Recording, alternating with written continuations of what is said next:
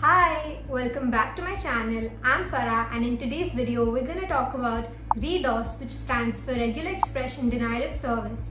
Before we get into this video, I want to tell you that this video is sponsored by Snyk, which is a tool for finding and fixing vulnerabilities in your code, open source dependencies and containers. Snyk is a completely free tool, so you can use my link below to sign up on Snyk and scan your GitHub repositories, open source dependencies, Docker containers and a lot more. So with that aside, let's get right into this video. A regular expression is a pattern of characters and it can be used as a tool for finding those patterns within a string. For example, regular expression is used in applications for input validation, like to check if the user has entered a valid email address. Another use case for regular expression in apps is searching through text. For example, find and replace functions in large documents. So to understand how regex works, let's look at a simple regex as an example. So this is our simple regular expression. So let's break this down to find out what kind of matches this regular expression is trying to find. So first, this regex is looking for a string that starts with the letter A. After the letter A, the string should either have B or multiple occurrences of the letter C. The plus outside the bracket indicates that the section inside can be matched more than once, which means that there can be multiple B's preceded by multiple C's. And lastly, the regex is looking for a string that ends with the letter D. So here are some examples of strings that this particular regex will match. Okay, so now that we know what a basic regex looks like and what it does, let's try to understand the process that goes behind finding these matches. So we're back to our example regex, and the regex engine takes it one character at a time, which means that it will match the current character in the first possible way and then move on to doing the same for the next one. Then, if it comes across a character that cannot be matched, it goes back to the previous one to see if there are any other ways to match it. This is exactly the kind of behavior that will be exploited by the attacker.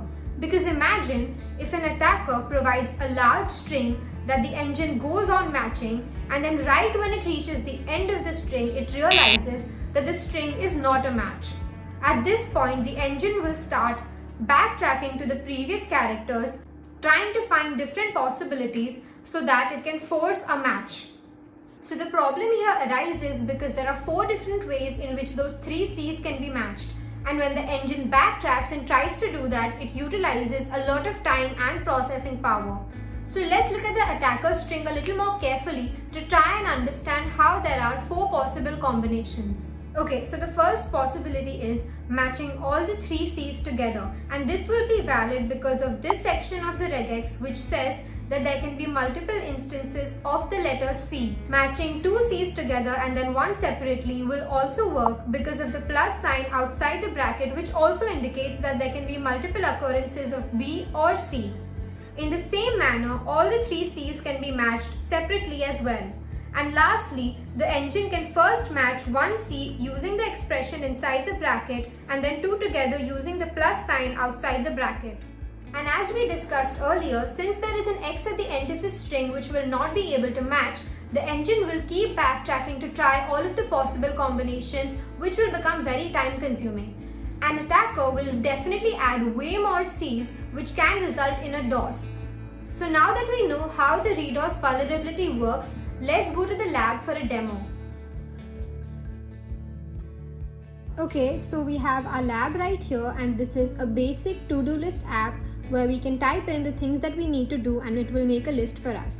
So let's see how it works. My intercept is also on. So I'm just going to type in feed the cat, and when I enter, you can see that a post request is made to the create endpoint and the user input is going through the content parameter.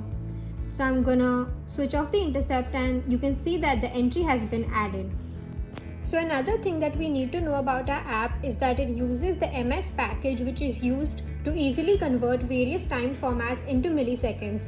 For example, if we give 2 days or 1 day or 10 hours or 2.5 hours, these are all valid time formats and MS will convert them into milliseconds. So let's go back to our app and see how this is working. So I'm just going to type in feed the cat in 5 minutes. And another thing to keep in mind is that the MS package uses regex to search the user input for any patterns which may indicate that a valid time format is being used. So I'm just going to send this. So as you can see, feed the cat in 5 minutes, and when I forward it, you can see that regex has detected the valid time format and converted it.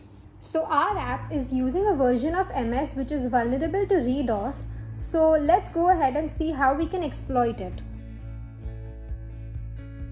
For the exploitation, I will be using my terminal, and we will go back to the browser to check if it results in a DOS. So the first thing I'm going to do is send a normal request with a totally valid format.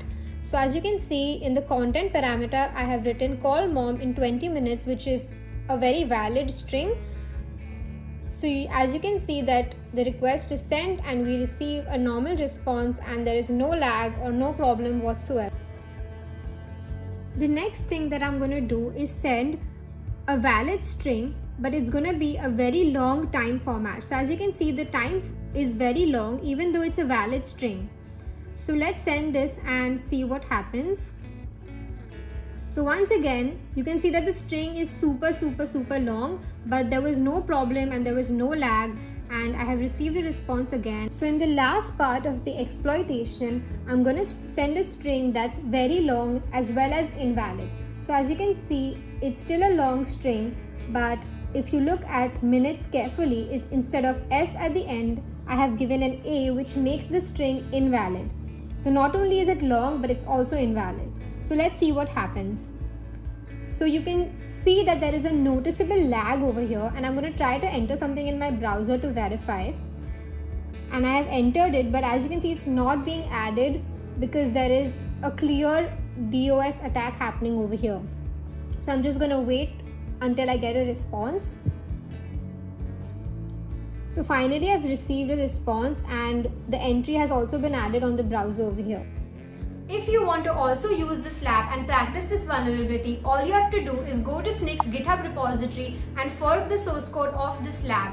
I will also leave the link down below so you can easily find it. And if you want to automate the process of finding this bug, you can sign up on Snyck using my link below, so you can scan GitHub repositories like this one and find bugs easily. Okay, so now that we know what RDoS looks like, let me show you how you can use Snyck to find and fix this bug. Okay, so the first thing that you need to do is go to the project tabs and then add project. I'm going to add it from GitHub, and I'm going to select the app over here and then add it. Now it's going to scan automatically over here, so I'm going to wait until it finishes scanning. So as you can see, the scan is done over here. So let's go to the scan results. So you can see that there are many bugs that are over here of all severities, and I am gonna go and search if it found our MS package vulnerability. So it has found the MS, and it has also said that it's vulnerable to RDoS. So when we go on show more details, we can also see an overview of the issue. And let me see how we can fix the vulnerability. So I'm going to click on fix.